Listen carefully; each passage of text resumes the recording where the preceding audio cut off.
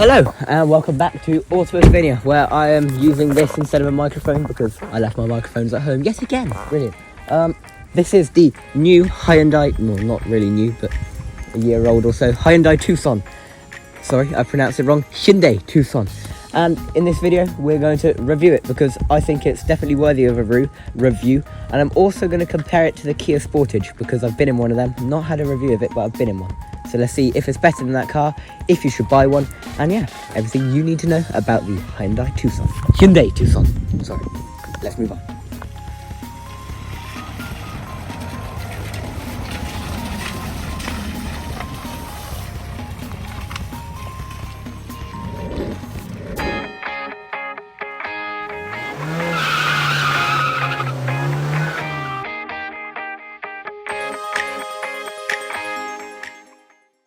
Let's get the boring bit done with first then, spec and price.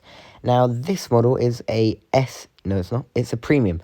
And I would go for one of these because for fractionally less than the base spec SE Connect, you get a lot more technology. You get heated front seats, you get heated steering wheel, you get a better display on the screen. It's just a better car. So if you want an internal combustion engine car, go for the premium because, yeah, great deal.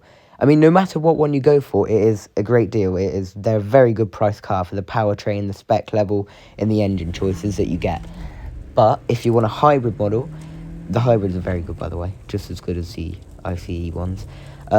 If you want a hybrid model, you're going to have to go for an N-Line, N-Line S, or Ultimate, and these range between about 33, 34, and 45,000 pounds. So you're going to have to spend a bit more if you're wanting one of those.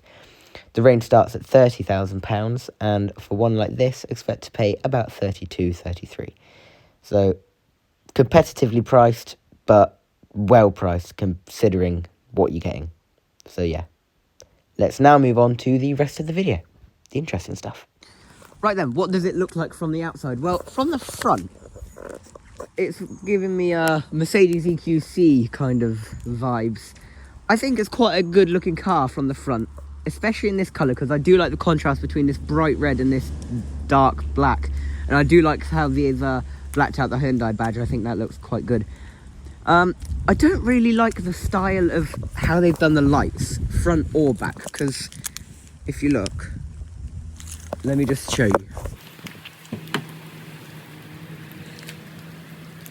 Are they on? Yeah, they were black and white. So we've got these here, which is fine.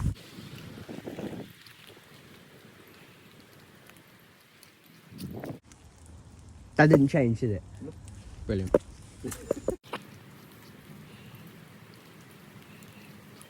Right, indicators are fine at the front. I also like how they're LED. Follow me to the back, cameraman. And this is what I don't like. I do like the lights from the back. Maybe not the shape, but the actual style of the lights. I like how this bit kind of just fits the whole flow of the car. And I don't like how they positioned the Hyundai badge. And I don't like how this bit kind of, I don't know, I don't think the back of the car's best angle.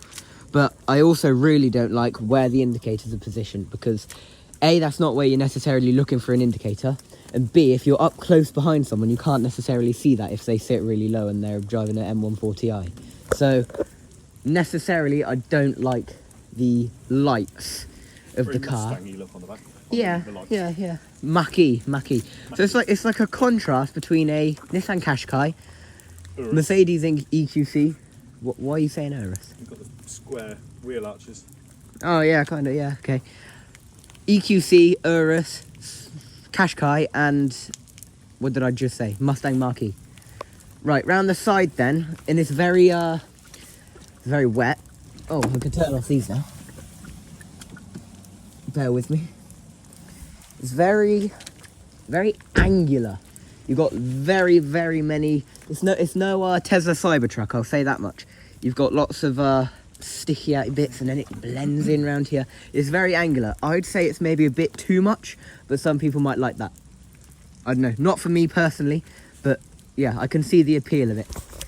The wheels could be nicer, but then again, they fit with the whole angular vibe of the car. But I don't know. I think the car's bold. It's not as dull and mundane as many other cars and the German rivals. I think they've taken a risk, and I think to some it's paid off, to some it hasn't. And then I'm not a huge fan of the chromey bits. I think they could have done that black and that would have looked better, in my opinion. Let's now look at the interior. Right then, what is the interior like of the the Hyundai Tucson? Well, it's a really nice place to be when you're travelling in it. Nice and comfy seats, as I mentioned in the drive. Sorry, I haven't mentioned that yet, as I will mention in the drive. It's just a nice place to be. Nice, easy armrest access. Oh, hello, blurry. What are you doing? Okay, while my camera tries to focus, let's just wait. The infotainment system is fairly easy enough to work. A bit annoying because it's all haptic feedback, but yeah, it's good enough. Climate control, again, all haptic feedback, annoying to use. I don't like that. I prefer just a knob there, but no. What else is there to say about it?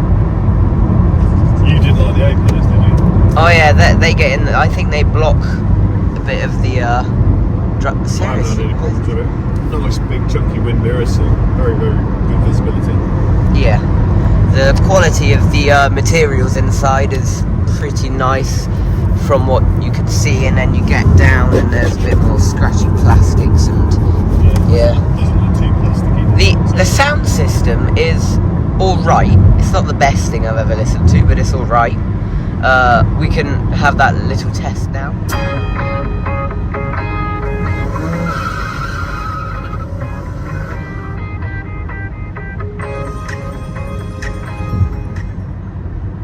Yeah, it's really good. Now, the digital dials, I don't like digital dials. I prefer on analog. What do you think of the digital dials? Are they? I like when you can do this sports button. Very nice. Eco button. Boring. I think the steering wheel is ugly, and I also don't really like this weird little posh effect they've got going on the indicators. It's not a Bentley, I don't know, really. But it's comfy. Don't know. It reminds me of a Golf. Okay. The gear knob is fine. You do get quite a lot of technology, so you got your heated seats, heated steering wheel. Yeah, it needs to be an auto. Well, you can get an automatic version. But Yeah, it's alright on the inside. It is, like I said, it's a nice place to be. I don't have any complaints, really. Yeah, I think that's about all I have to mention. Let's see how practical the car is then.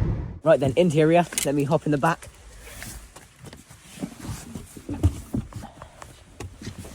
So, I think the seat is it as far back as it go? no, that's where I sit. I think I that... can go back further. Oh, okay. The seat can go back further, and yeah, I do have quite long legs.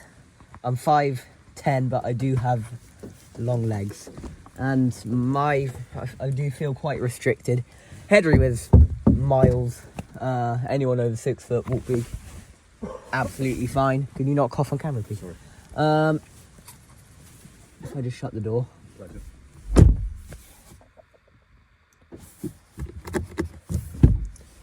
I'll see you.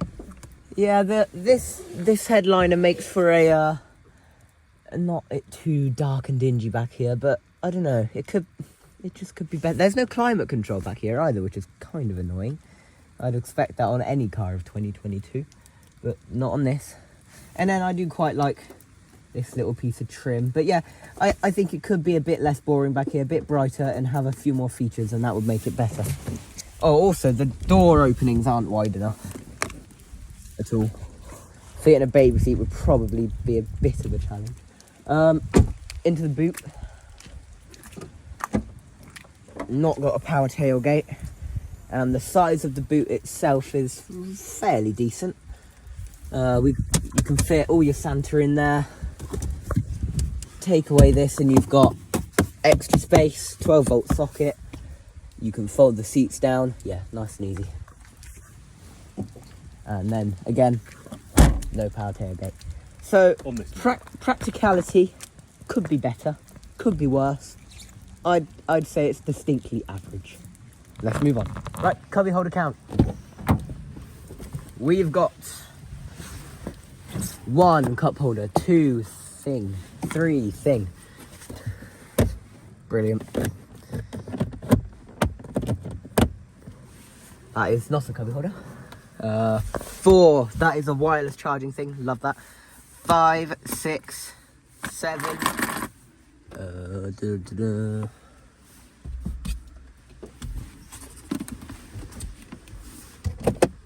8, 9, that is a ridiculous size. 10, 11, 12. 12, hop in the back.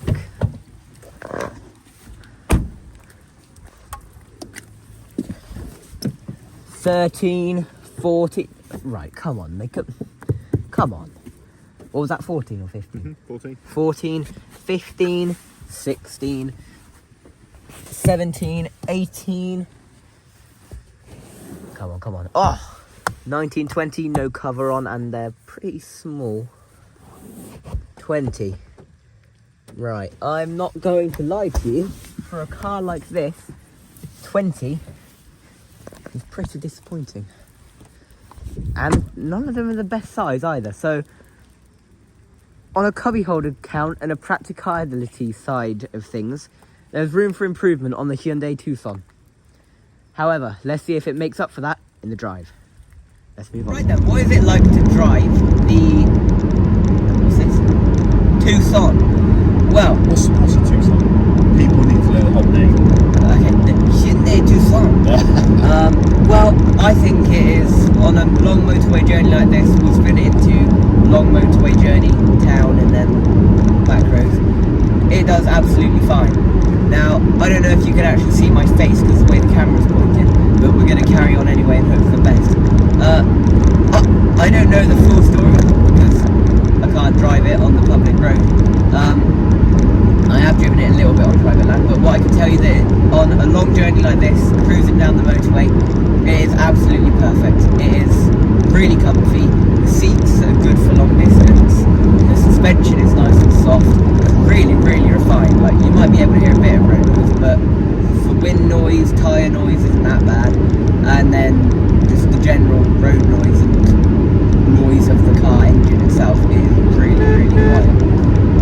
You can hardly hear the horn beeping. It's really good. Economy though is not the best for a car if It's a mini SUV, isn't it? I mean, it is a mini SUV.